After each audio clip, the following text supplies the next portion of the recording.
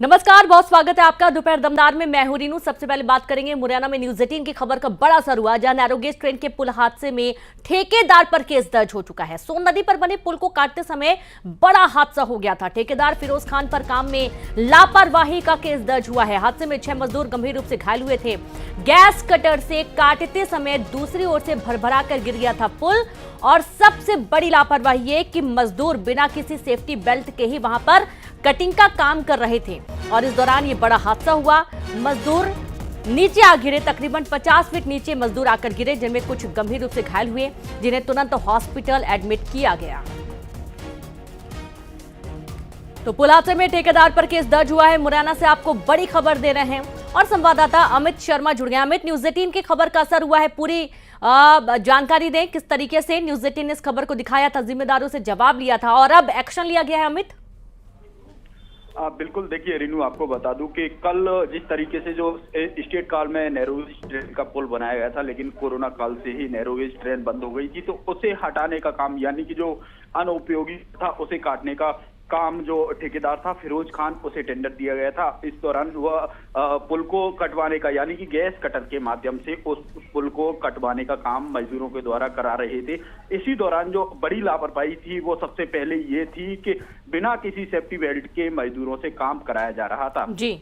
इस दौरान जब पुल को एक ओर से काटने का काम चल रहा था, इसी दौरान दूसरी ओर से पुल की दीवार थी, जो लोहे की एंगल लगी होती है, वो भर भरा करके जा गिरी, जिस वजह से 6 मजदूर थे वह सभी 50 फीट नीचे, यानी कि सोन नदी में जाकर के गिरे थे। इन सभी को उपचार के लिए कुछ उप स्वास्थ्य केंद्र जौरा में भर्ती कराया गया था, कुछ लोगों को जिला अस्पताल में भर्ती कराया था। इस पूरी खबर को लेकर के न्यूज 18 ने प्रमुखता से दिखाया और बताया था कि किस तरीके से जो मजदूर थे वह बिना किसी सेफ्टी बेल्ट के काम कर रहे थे। ये सबसे बड़ी लापरवाही थी ठेकेदार की थी। इसे लेकर के अब जौरा थाना पुलिस ने ठेकेदार के खिलाफ कार्य में लापरवाही बरतने की धाराओं में मामला दर्ज कर लिया है। जी बिल्कुल, बहुत शुक्रिया आपका अमित तमाम जानकारी के लिए। अक्सर ये देखा जाता है कि बिना सेफ्टी के ही मजदूर काम करते हैं, और उसके बाद जब कोई हादसा होता है तो सबसे पहले मजदूरों की ही जान पर बन के आती है। हालांकि इस पूरे मामले में न्यूज 18 की खबर का असर हुआ है और अब ठेकेदार के खिलाफ एक्शन लिया गया।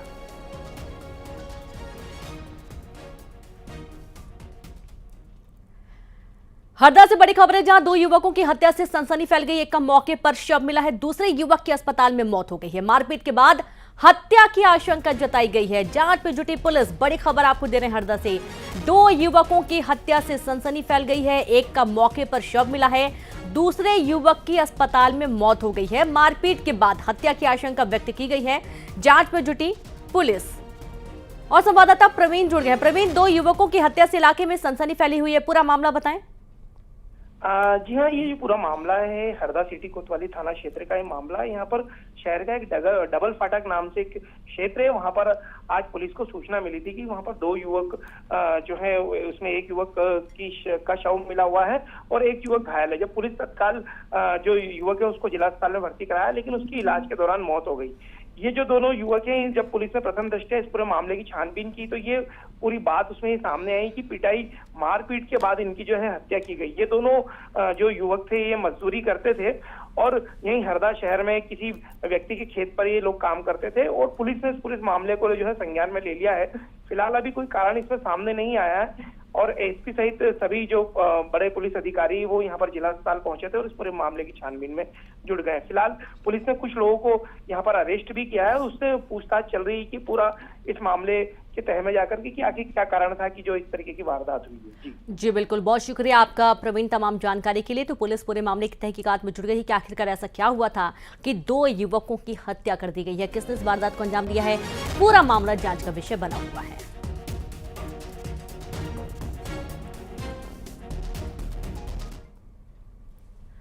वहीं बीजापुर में नक्सली मुठभेड़ से जुड़ी बड़ी खबर, जहां बीजापुर लाए गए नक्सलियों के शव। मुठभेड़ में अब तक 13 नक्सलियों के शव बरामद किए जा चुके हैं। आज सुबह सर्चिंग के बाद जवानों ने और 3 नक्सलियों के शव बरामद कर लिए हैं। करीब 8 घंटे तक ये मुठभेड़ चली थी। डीआरजी, सीआरपीएफ, कोबरा बटालियन और बस्तर बटालियन के जवानों के साथ ही नक्सलियों की कल दिन भर चली थी मुठभेड़।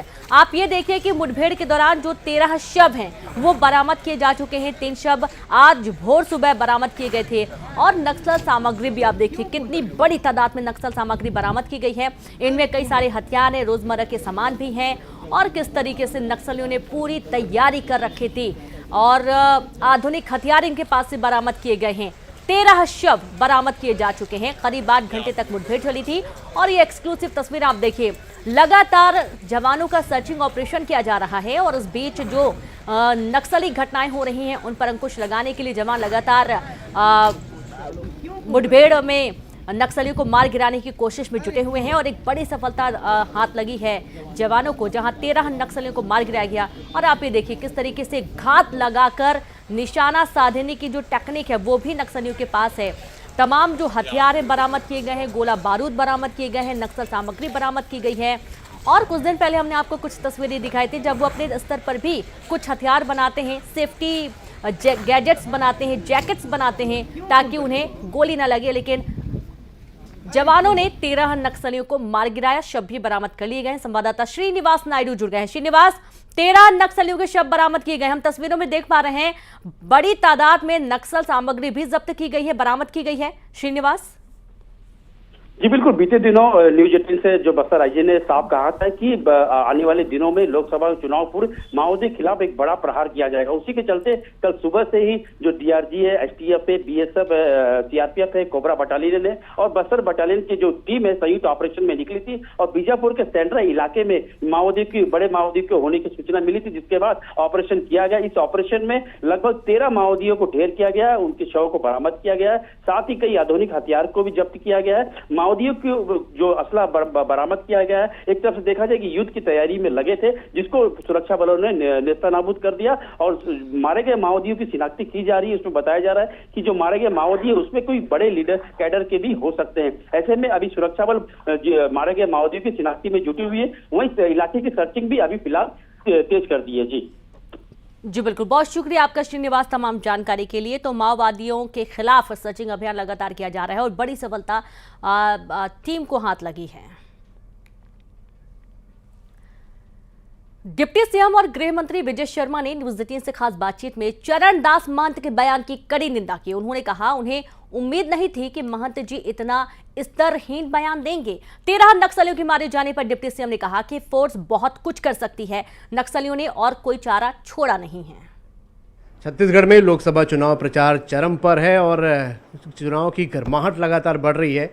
इस बीच चुनाव के साथ साथ बयानों का दौर चल रहा है, कई विवादास्पद बयान आ रहे हैं, तो वहीं फोर्स का जो है नक्सलियों पर बढ़त भी हासिल कर रहे हैं और एक बड़ी जीत या एक बड़ी बढ़त कहा जाए नक्सलियों पर फोर्स ने हासिल की। हमारे साथ डिप्टी सीएम गृह मंत्री विजय शर्मा जी हैं। विजय जी, पहले तो मैं उस बयान पर आऊँगा जो चरणदास महंत जी ने दिया है प्रधानमंत्री मोदी को लेकर कि डंडा हाथ में होना चाहिए और सर फोड़ने वाला होना चाहिए। मैं दुर्भाग्यजनक है और उनसे कभी ऐसी अपेक्षा नहीं थी। उन्होंने जो कुछ कहा है ये उनकी अपनी छवि को ही खराब करने वाला है और प्रधानमंत्री जी के संदर्भ में इस तरह से कहना ये बहुत गलत है। निंदा तो करते ही हैं, स्पष्ट भी करते हैं उनको कि अगर फिर से ऐसा उन्होंने किया, ऐसे करने की कोशिश किसी ने की तो पर्याप्त जवाब भी दिया जाएगा उस विषय पर। राजनांदगांव से भूपेश बघेल पूर्व मुख्यमंत्री खड़े हुए हैं, वहाँ पर जाके ऐसे बयान देना क्या मानते हैं इसे? भूपेश बघेल जी खुद ही वहाँ कमज़ोर हो चुके हैं। कारण क्या है, वहाँ से राजनांदगांव में जब तक वो मुख्यमंत्री रहे तब तक उन्होंने अनेक संस्थाओं को वहाँ से बाहर किया, लोगों की देहन में है सब कुछ। उन्होंने वहाँ के अनेक संस्थाओं को नेस्तनाबूद हो जाने की स्थिति तक पहुँचाया है, वो भी सब जानते हैं। हॉकी का स्टेडियम है, अन्य चीज़ें हैं। और विशेष रूप से खैरागढ़ में जिस तरीके से जिले के लिए बार्गेनिंग की गई, लोगों से सौदा किया गया, जनता से, आम कार्यकर्ताओं से, आम मतदाताओं से, वो बहुत गलत है उन्होंने जो कुछ किया था। कवर्धा में जिस तरीके से प्रश्रय देकर उन्होंने पूर्व विधायक मोहम्मद अकबर को रखा हुआ था, बड़ा ओहदा, बड़ा दायित्व दे करके, और कवर्धा के सांप्रदायिक सौहार्द को बिगाड़ने का काम उन्होंने जो किया था, उसके बावजूद कवर्धा की जनता के पास जब वो वोट मांगने जाते हैं तो उनसे पूछा जाता है कि आपने क्यों इस तरीके से सब कुछ बना कर रखा था। पूरे क्षेत्र में आज जब वो ईवीएम पर आरोप लगा रहे हैं तो आप समझ सकते हैं, जब उनकी सरकार बनती है तो ईवीएम ठीक हो जाता है, जब वो हारने लगते हैं तो ईवीएम खराब हो जाता है। ईवीएम पर लगाए जाने वाले आरोप वही हैं और वहाँ जाकर के ये बयान जब उन्होंने दिया है, मतलब ये उनकी हताशा ही है, मैं स्पष्ट तौर पर कहना चाहता हूँ। एक और बयान उन्होंने दिया, कार्यकर्ताओं को जूते से मारना, जो कि कांग्रेस छोड़कर जा रहे हैं। देखिए, देश भर में मैं ये बात ज़रूर कहना चाहता हूँ कि मोदी जी के 2 कार्यकाल में बड़े फैसले हुए हैं, पूरे देश ने देखा है, और आने वाले तीसरे कार्यकाल में और बड़े फैसले होंगे, ऐसा उन्होंने कहा है स्पष्ट मोदी जी ने। ये और बड़े फैसले जो हैं, ये बहुत सारे आपके हृदय के भी विषय हैं, मेरे भी हृदय के विषय हैं, जो देश में होना चाहिए, देश में परिवर्तन आना चाहिए। ऐसे समय में कोई भारतीय जनता पार्टी ज्वाइन करता है, कांग्रेस छोड़ करके आता है, मतलब वो किसी सोच के आधार पर आता है, किसी विषय के आधार पर आता है, और तब उसको ये कहना, ये विचित्र बात है।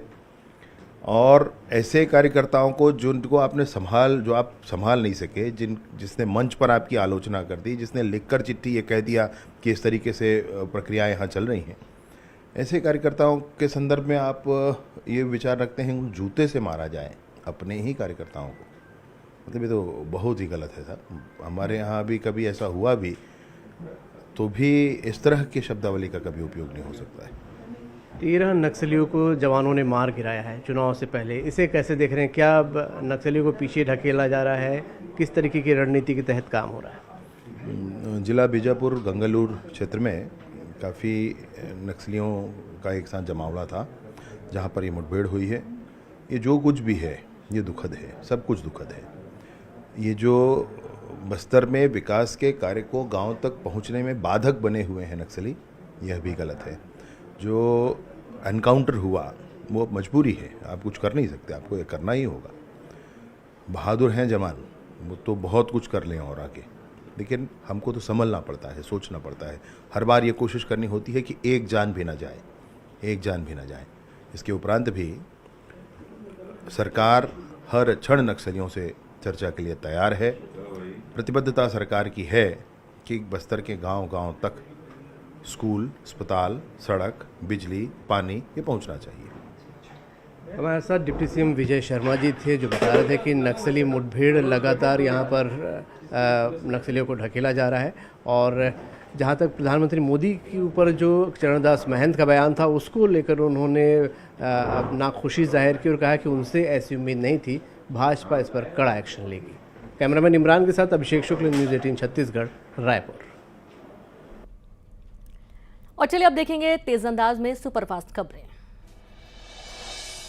दतिया में टोल प्लाजा पर फायरिंग से सनसनी। फायरिंग से टोल प्लाजा